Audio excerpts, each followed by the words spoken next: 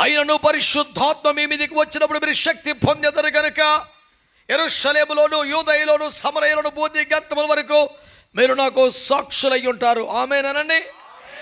నేను యేసుకు సాక్షిని అనండి.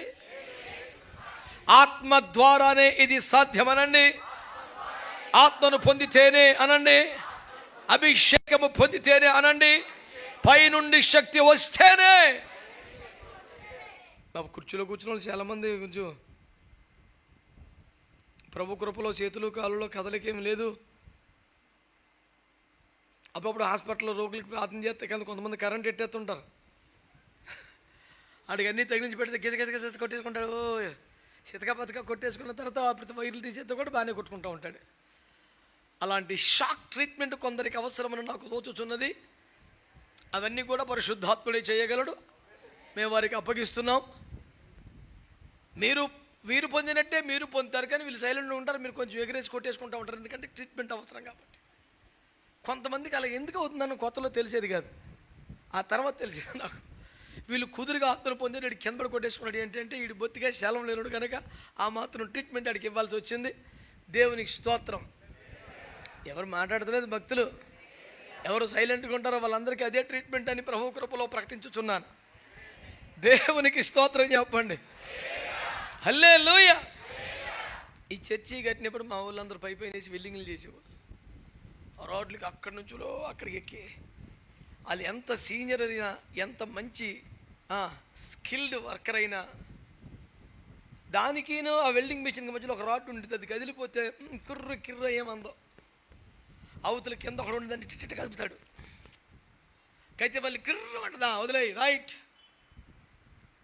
కనెక్షన్ ఎక్కడన్నా కొంచెం అతికినట్టే ఉంటుంది, అంటుకున్నట్టే ఉంటుంది. పవర్ సప్లై ఉండదు కొన్నిసార్లు. ఇదే ఉపదేశం, ఇదే సంఘం, ఇదే నడిపి పన్నట్టుగా మాకుంటుంది.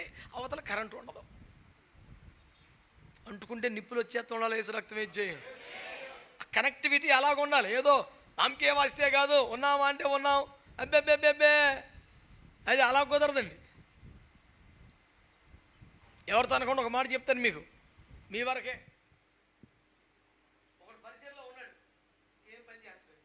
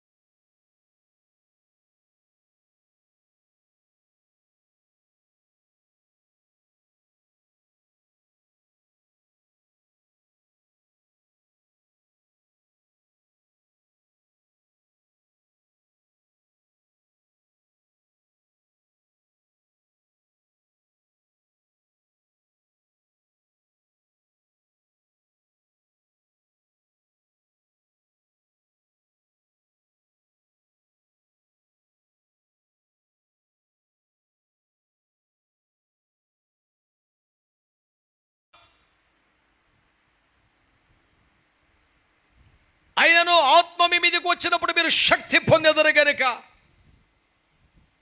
యెరూషలేము యూదయ సమరయ బూదిగంతములకు నాకు సాక్షులయ్యుందురు.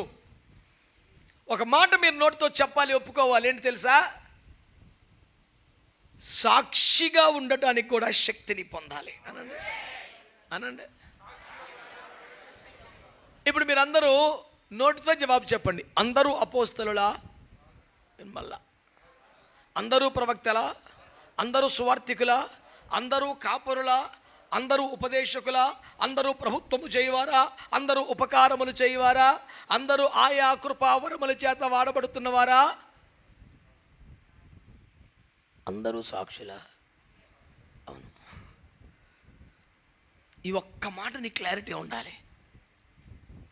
ఒక ప్రవక్తగా వాడబట్టం అనేది అందరికీ కాదు, కాపరి అందరూ కాదు, సువార్తికులు అందరూ కాదు. ఒక్కొక్కరికి ఒక్కొక్క పిలుపు ఉంటుంది, ఒక్కొక్కరి పట్ల ఒక్కొక్క ఏర్పాటు ఉంటుంది. ఆమేన్. కొందరిని అపోస్తలు గాను, కొందరిని సువార్తికులు గాను, కొందరిని ప్రవక్తలు గాను, కానీ అందరినీ సాక్షులుగాను దేవుడు పిలుచుకున్నాడు. అంటే కనీసం నువ్వు ప్రవక్తగా కాకపోయినా, అపోస్తలుడిగా కాకపోయినా, స్వార్థికుడిగా, కాపరిగా, బోధకుడిగా కాకపోయినా క్రీస్తుకు సాక్షిగా బతకాలంటే కూడా నీకేం కావాలి? ఆయనను ఆత్మ మీ మీదకి వచ్చినప్పుడు శక్తి పొందెదరు కనుక మీరు నాకు సాక్షులుగా ఉందరు. ఈ భూమి మీద కనీసం దేవునికి ఒక సాక్షిగా బ్రతకాలంటే కూడా గట్టిగా చెప్పండి, ఆత్మతో నింపబడాలనండి, ఆత్మ బలము కావాలి అనండి. గట్టిగా చెప్పాలా? ఏం చేయడానికి? అద్భుతాలు చేయడానిక, ఆశ్చర్యకార్యాలక, ప్రవచనాలక, అపోస్తలత్వానిక, కాపరత్వానిక, సువార్త సేవా మహోజ్వల ఉద్యమానిక? దేనికి? కనీసం ఒక సాక్షిగా బ్రతకాలంటే కూడా పైనుండి ఆత్మ రావాల్సిందే, శక్తిని పొందాల్సిందే దేవుని కొరకు సాక్షిగా బ్రతకడానికి. చేతులెత్తి స్తోత్రం చెప్పండి. హల్లెలూయా. కనుక అట్లీస్ట్ భూమి మీద దాన్ని సాక్షిగా బ్రతకాలని కూడా నీకు లేదా? వినపడలేదు అంటే కూడా నీకేం కావాలి? అంటే ఏం పొందాలి? అందుకని నీకు నువ్వు కనిపెట్టాలి, ప్రార్థన చేయాలి, విశ్వసించాలి, ఆయన తెలుసుకోవాలి. మొన్న ఒకడు అడిగాను నన్ను, అనా పరిశుద్ధాత్మ పాఠశాలను పెట్టారు, పరిశుద్ధాత్మ చేత నింపబడాలని పిల్లలకి ప్రత్యేకమైన ప్రార్థనలు చేస్తారనుకున్నాం, కానీ గంటల గంటలు ప్రసంగాలు చేస్తారంటే ఏంటి? ప్రార్థన చేసేచ్చు కదా. వాడు సూపర్ ప్రశ్న వేశాను అనుకున్నాడు, కానీ అది వాక్యానుసారం కాదని అర్థం కాలేదు. యేసుప్రభు వారు యోహాను సువార్త 17 ఏం చెప్పారు? లోకము 13 లోకము ఆయనను ఎరుగదు గనక ఆయనను పొందనేరదు. అంటే ఆత్మను పొందాలంటే ముందు ఆత్మను తెలుసుకోవాలి. తెలుసుకోవాలంటే చెప్పాలి కదా. ఇటు చదవడు బైబిల్ మన పేన మీద కొత్తడు పద్దాక.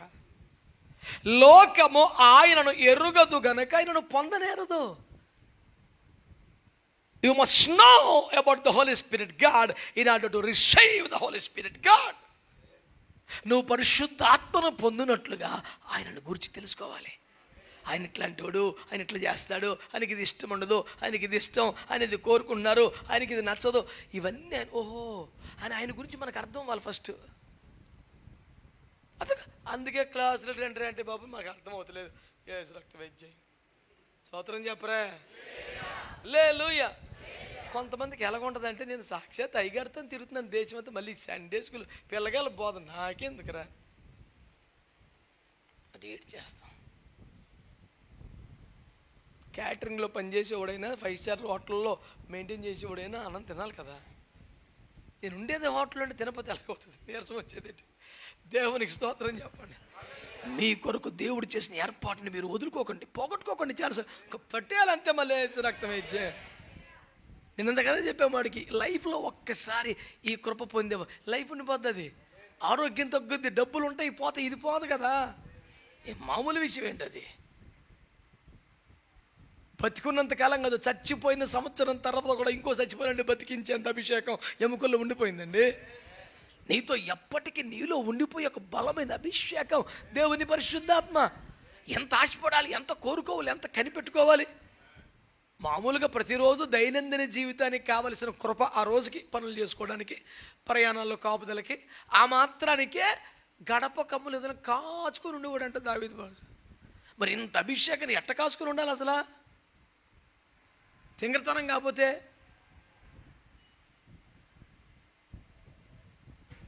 ఇప్పుడు పిల్లలు స్కూల్కి వెళ్ళమంటే వెళ్ళమంటారు, వాళ్ళ భవిష్యత్తు కోసమేగా మనం. వెళ్ళకపోతే గుడ్లు కాసుకోని వదిలేస్తామా? వదిలేస్తాడు, తింటలుగా అవుతాడు. తిట్టో, కొట్టో, బతిమేలో, బొజ్జుగించో, గిల్లో, జోలపాడు ఎట్టక్కడ సెట్ చేయాలి. వేసి రక్తం ఏం చేయాలి, అన్ని రకాలు చేస్తూనే ఉన్నాను నేను. తండ్రిని పోతే పోయాడు అనుకోలేను నేను, నా వల్ల కాదు, ప్రాణం పెట్టాలి. దేవునికి స్తోత్రం కలుగునుగా. ఎవడలా పోతే నాకెందుకంటే నేను ఉద్యోగస్తుని అయిపోతాను. జీతగాడే, కాపరే అని దేవుడు వాక్యంలో మాట్లాడాడు. జీతగాడు లెక్క వేరు అని చెప్తాడు, లేకపోతే వాళ్ళ కర్మ. ఆడేం చేస్తాడు? జీతగాళ్ళకి బతకలేం మేము.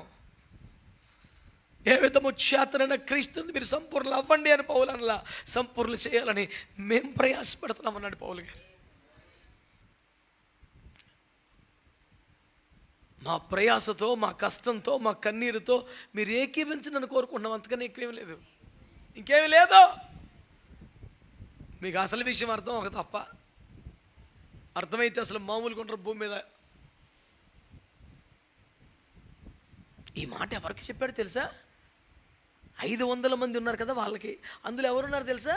యేసయ్య తల్లి కూడా ఉంది, పేతురు కూడా ఉన్నాడు, యోహాను కూడా ఉన్నాడు. వాళ్ళు ఏం తక్కువ, వాళ్ళ సమర్పణ తక్కువదా? 3.5 సంవత్సరాలు కాదు ఇంకో ప్రపంచం ఉందా? వాళ్ళు కూడా, నానా మీరందరికి నేనంటే పిచ్చి ప్రేమ, కానీ నేను వెళ్ళిపోయిన తర్వాత భూమి మీద ఇన్ని వ్యతిరేకతలు, పోరాటాలు, శోధనల మధ్యలో నా కొరకు మీరు సాక్షులుగా బతకాలంటే మీ మనోబలం సరిపోదు, మీ ఆత్మస్థైర్యం సరిపోదు, మీకున్న సమర్పణ సరిపోదు, నేర్చుకున్న వాక్యాలు సరిపోవు, పైనుండి వచ్చిన ఆత్మశక్తి మీకు కావాలన్నాడు. దేవునికి స్తోత్రం కలుగునుగా. మరియమ్మకే, ఎవరు మరియమ్మ? పరిశుద్ధాత్మను గర్భము ధరించి, ఆమేన్, పురుష ప్రమేయం లేకుండా ఒక వాక్యపు మాటని, విత్తనాన్ని శిశువుగా ఎదిగింపు చేసే లోకానికి రక్షకుని అనుగ్రహించిన మరియమ్మ కూడా సాక్షిగా ఉండడానికి ఇంకా అదనపు శక్తి కావాలంటే మనకేం అక్కర్లేదండి. ఏమర్థమైంది ఇన్ని సంవత్సరాలు క్రైస్తవులు నాకు తెలియదు. అసలు ఈ పర్వాలేదన్నమాట ఎవడురా మనకి చెప్పాడు? చాలే అని ఎవరండి మనకి చెప్పారు? ఇదంతా అబద్ధ బోధ, దొంగ బోధ, వద్దు. మనలో మన మాట చెప్పుకుందామా? తల్లి అయిన మరీకే కావాల్సి వచ్చినప్పుడు, పేతురు కావాల్సి వచ్చినప్పుడు, యోహాను కావాల్సి వచ్చినప్పుడు, మిగతా 11 మంది కావాల్సి వచ్చినప్పుడు, నాకు కూడా ఆత్మ కావాలి, నాకు కూడా శక్తి కావాలి, నేను కూడా ఆయన సాక్షిగా బతకాలనుకున్నాను. ఆల్రెడీ అపోస్తలుగా పిలువబడ్డ వారికే 3.5 సంవత్సరాలు యేసయ్య ప్రపంచంగా బ్రతికిన వారికే సాక్షిగా నిలుచుటకైనా అదనపు దేవుని శక్తి అవసరమైనప్పుడు నాకు కూడా కావాలి, నేను కూడా కనిపెట్టాలి, నేను కూడా పొందాలి అన్న ఆసక్తి ప్రతి వారిలో ఇప్పటికైనా యేసు నామములో రగులును గాక. ఇంకా గట్టిగా మరోసారి దేవునికి మహిమ కలుగును గాక. కావాలవద్దా? ఎక్కడ బలహీనపడద్దు. చాలా మంది వన్ టైం ఇన్వెస్ట్మెంట్ అనే డబ్బుల గురించి మాట్లాడుతుంటారు. నేను అంటాను, ఇది వన్ టైం బ్లెస్సింగ్. ఒక్కసారి వచ్చిందో హల్లెలూయా, ఇంక తిరగలేదు. నువ్వు గోతులో పడిపోతే, లోయలోకి వెళ్ళిపోతే, సముద్రంలోకి వెళ్ళిపోతే, కొండలోకి వెళ్ళి ఎక్కడికి వెళ్ళినా నిన్ను అంటి పెట్టుకుని మరలా నిన్ను తీసుకొచ్చి నిలబెడతా. దేవునికి స్తోత్రం. అసలు అడుగు వాటికంటే నువ్వు అత్యధికంగా దయచేది స్తోత్రం స్తోత్రం. అదొక పెద్ద వాగ్దానం. ఈడు పొందేస్తాడు, తెగారి చేత ఉంటాడు కదా భక్తుడు. వినరలేదు ఆ మాట. అడుగు వాటికంటే అత్యధికంగా దయచేయి శక్తిగల దేవుడు దాన్ని పద్దాకి ఎత్తిపెట్టి గోలగోలు పెడతాం కదా. అది ఎక్కడుంది బైబిల్లో? బైబిల్లో ఉందని తెలుసు. ఎఫెసీ 3 దాదాపు 2:18 దాకా రండి. ఇది ఏంటండి? అక్కడ ₹1,00,00,000 మాట ఉంది, అది కావాలి నాకు. ఒరే అది తలిపేసేయి. చెప్పా.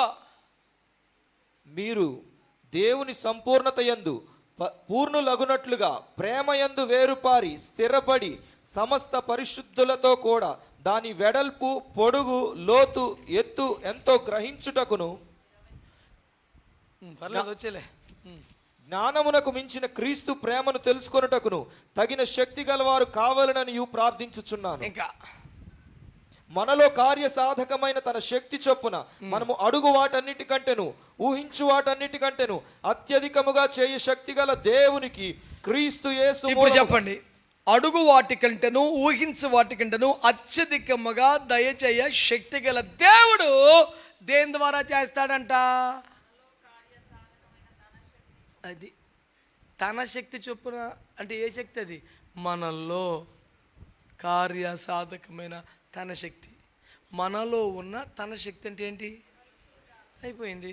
అంటే పరిశుద్ధాత్మలో మనలో నింపబడకపోతే చెప్పండి, అడుగు వాటికంటేనో ఊహించి వాటి శక్తిలో ఏమి రాదు, తరుత్తమే, గోల తప్ప ఏముండదు. నువ్వు గట్టిగా కేకలేసేస్తే పరలోకం భయపడిపోద్దిట్రా. ఏం పనికి మళ్ళీ ఫీలింగ్ అసలు. కొంతమంది దేవుని మాటకు లోపడరు. అరిచేస్తే ఏడిచేస్తే నీ అరుపులకి భయపడి ఓరు ఉండరు, ఏడిచేస్తే సెంటిమెంట్ ఫూల్స్ ఎవరు పరలోకలు ఉండరు. ఇక్కడ ఏమన్నా నిజంగా ఎక్స్పెక్టేషన్ ఉంటే మాత్రం అన్నీ ఇమ్మీడియట్గా ఇచ్చేస్తాడు. నిజంగా కోరుకున్నామా లేదా అదొకటే కావాలి ఆయనకి. ఇంకేం కావాలి? అర్హతలు అంటే ఎవడికి లేవు, భూమి మీద ఎవడికి ఉన్నాయి, నాకు కానీ ఉన్నాయి, ఎవడికి లేవు. కృప. ఆశపడితే సరే పాపం ఆశపడుతున్నాడు పిల్లడు, నమ్ముతున్నాడు, పాపం కోరుకుంటున్నాడు. నువ్వు లేకపోతే నా వల్ల కాదు బాబాయ్ నేను ఎడుతున్నాడు. వాడికి ఇద్దామని ఇచ్చేసాడు అంతే. ఆయన వచ్చాక ఆయన లోపల ఉంటాం మొదలు పెట్టాక అప్పుడు సీన్ మారింది. మామూలు కొంపే మందసం వచ్చాకే 3 మాసాల్లో బేపచ్చం అయిపోయింది. మీరు మాట్లాడతలేదు. ఒక బకరాగాన్ని చూసి అంటకట్టాడు మందసాన్ని దావీదు గారు. ఇది చంపేసేలా ఉందరా మందసం, ఎవడు పట్టుకుంటే ఆడే చచ్చిపోతున్నాడు, మనకొద్దురా ఈ మందసం అని రోడ్డు పక్కన ముసలం చూసి బకరాగాన్ని చూసి అనేది ఇంట్లో పెట్టండి కాదని లేక పెట్టించాడు. వాడు వద్దంటే దావీదు చంపేస్తాడు, పెడితే మందసం చంపేస్తుంది. ఇడి చేతుల సత్తం కన్నా మంద చేతులు చచ్చిపోతే మంచిదని పెట్టేసుకున్నాడు. 3 మాసాల్లో పెద్ద బంగ్లా గట్టిపడేసాడు వేసి రక్తం పెంచి. దావీదు గారు ఎంక్వైరీ చేస్తే అక్కడ గుడిచలేదు. ఏమైపోయింది అని చూస్తే అపార్ట్మెంట్ కట్టేశాడు. ఏంట్రా మ్యాటర్ అంటే దొంగసారా కాయలేదు సార్, దొంగ నోట్లు మార్చలేదు సార్, రియల్ ఎస్టేట్ చేయట్లేదు సార్, మందసం వల్లే దీవెన వచ్చేసిందని. అయితే నాకు కావాలి మందసం అన్నాడు. ఇప్పుడు దేవునికి స్తోత్రం. మనలో కార్యసాధకమైన తన శక్తి అంటే ఏంటది? పరిశుద్ధాత్మే. అర్థమైందా? మనలో కార్యం చేసే దేవుని శక్తి ఏంటండి? అది పరిశుద్ధాత్మే కదా.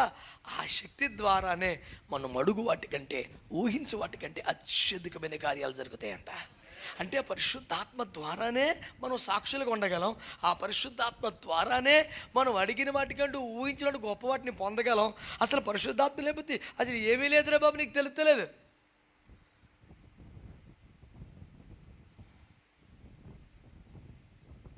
ఓ తెల్లకైతే ఉంది, ఇలా చూడండి.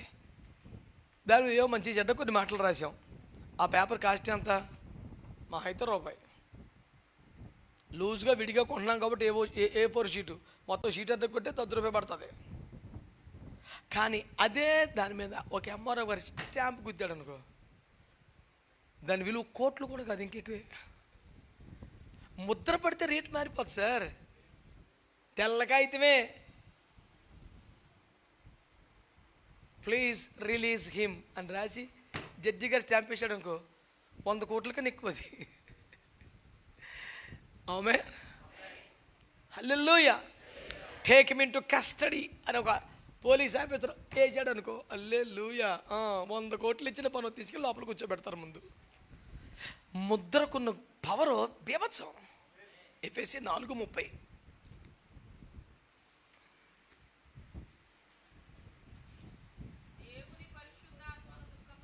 అదే మరి అది నాన్న, మీరు పరిశుద్ధాత్మను కొంచెం జాగ్రత్త చూసుకోండిరా, ఆయన బాధ పెట్టకండిరా, లేనిపోయి చూడకండి టీవీలో. అదే సెల్ ఫోన్లో భాస్కర్ టీవీలో చూడొద్దన్నాడు, ఫోన్లో పర్లేదు. ఇది టీవీల కంటే కంప్యూటర్ల కంటే బొబ్బిదిన సమస్త సాధనాల కన్నా మించిపోయింది సైతం. ఇది టీవీ చూడాలతో కొంపకరాలతో ఇప్పుడు ఎక్కడ పడితే అక్కడ చూసేసే ఫెసిలిటీ వచ్చేసింది.